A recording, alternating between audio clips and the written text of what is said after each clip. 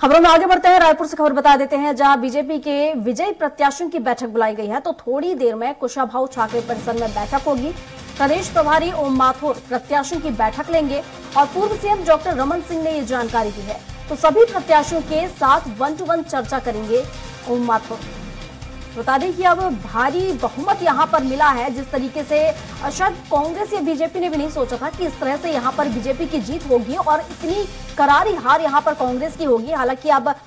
बहुमत यहां पर देखें तो बीजेपी को मिला है, जनादेश यहां पर बीजेपी के साथ है और ऐसे में अब बड़ी बैठक की जा रही है विजयी प्रत्याशियों की, जिसकी 1-to-1 यहां पर चर्चा करेंगे ओम माथुर। और इस पर विस्तार से जानकारी के साथ दिलीप साहू भी हमारे साथ जुड़ चुके हैं, बीजेपी कार्यालय के बाहर खड़े हुए हैं।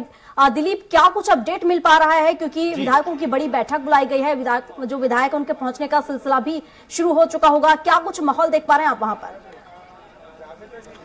जी बिल्कुल वर्षा, जो प्रदेश भर के विधायक है, बीजेपी के नवनिर्वाचित विधायक हैं, उन सभी को यहां आमंत्रित किया गया है कुशाभाऊ ठाकरे परिसर में। ये देख सकते हैं यहाँ का नजारा है, बारी बारी से विधायकों के आने का सिलसिला शुरू हो चुका है और बहुत सारे विधायक पहुंच चुके हैं। और जो विधायक आ रहे हैं वो यहाँ से गदरे भवन में ऊपर जो हॉल है वहां पर इनकी मीटिंग के लिए बुलाई गई है। सभी से वहां जो वरिष्ठ नेता है, प्रदेश प्रभारी ओम माथुर के साथ ही साथ मनसुख मांडविया जी है, जो सह प्रभारी है, केंद्रीय मंत्री है, और प्रदेश अध्यक्ष अरुण साव जी, सभी के साथ मेल मुलाकात कर रहे हैं, उनके साथ चर्चा कर रहे हैं। और इस दौरान देख सकते हैं ये पूरे तस्वीर है कुशाभाऊ ठाकरे परिसर की। आमतौर पर कुशाभाऊ ठाकरे परिसर इतने गुलजार नहीं हुआ करते थे, जिस तरह से बड़ी मैंडेट के साथ सरकार बना रही है, बड़ी जीत आई है, इस वजह से यहाँ अब नजारे तस्वीर जो बदल गई है, सारे लोगों का रुख इधर हो गया है। और आज जो बड़ी बैठक है, काफी अहम बैठक है, जिसमें सभी प्रत्याशियों से एक औपचारिक चर्चा की जाएगी, सभी से चर्चा करेंगे। उसके बाद जो पार्टी की रीति नीति है उसको लेकर चर्चा होगी, किस तरह से जो नए विधायक चुन के आए हैं उन्हें बताया जाएगा कि किस बिल्कुल दिलीप, लेकिन जिस तरीके से वही सवाल, जिस तरीके से मध्य प्रदेश में भी और अगर छत्तीसगढ़ में भी हम बात करें तो बिना सीएम के चेहरे यानी मोदी की गारंटी पर यहां पर चुनाव लड़ा गया था। और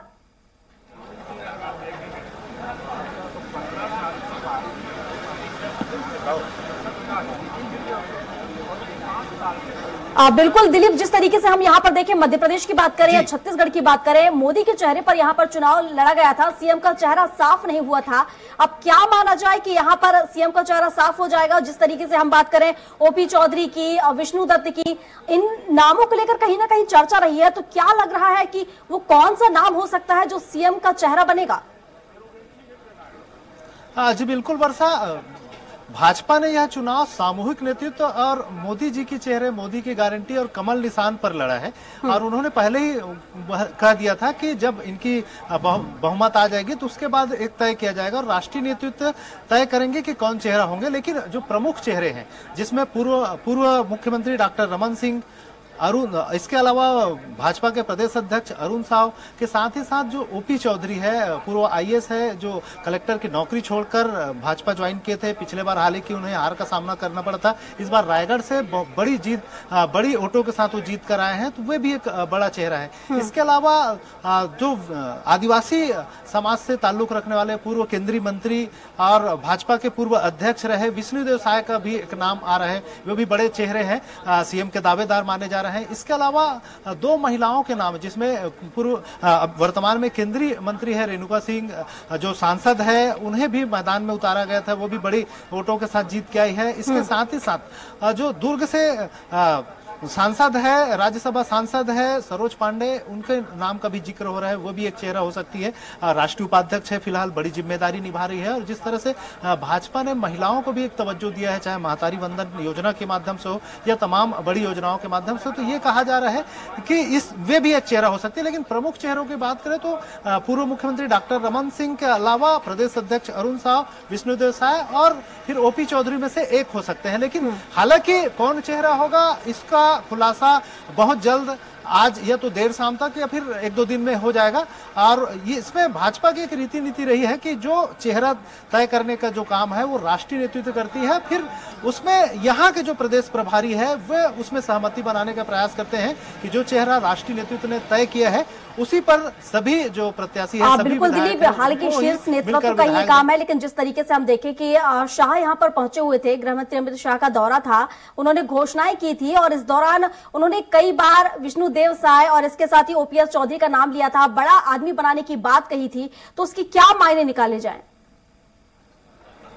हाँ जी बिल्कुल वर्षा, जिस तरह से अमित शाह ने रायगढ़ में जो बड़ी रैली की थी, इसके अलावा जसपुर में भी उनकी रैली हुई थी, उन दोनों रैलियों में उन्होंने जब रायगढ़ में रैली कर रहे थे तो ओपी चौधरी उनके साथ थे,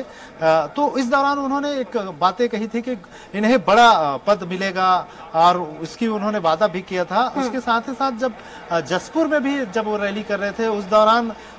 विष्णुदेव साय उनके साथ थे, उस दौरान भी उन्होंने एक बात कही थी कि बड़े कद्दावर नेता है, आदिवासी नेता है, सहज सरल स्वभाव के है, इन्हें भी एक बड़ा पद मिलने जा रहा है, इस तरह की बातें उन्होंने कही थी। और लगातार जिस तरह से पीएम मोदी के दौरे हो रहे थे तो भी हर मन से यही कह रहे थे कि मैं केवल आप लोगों से वोट मांगने नहीं आया बल्कि एक आमंत्रण देने आया हूं कि हमारे जो मुख्यमंत्री होंगे उनके आमंत्रण समारोह में आपको शामिल होना है। इस तरह से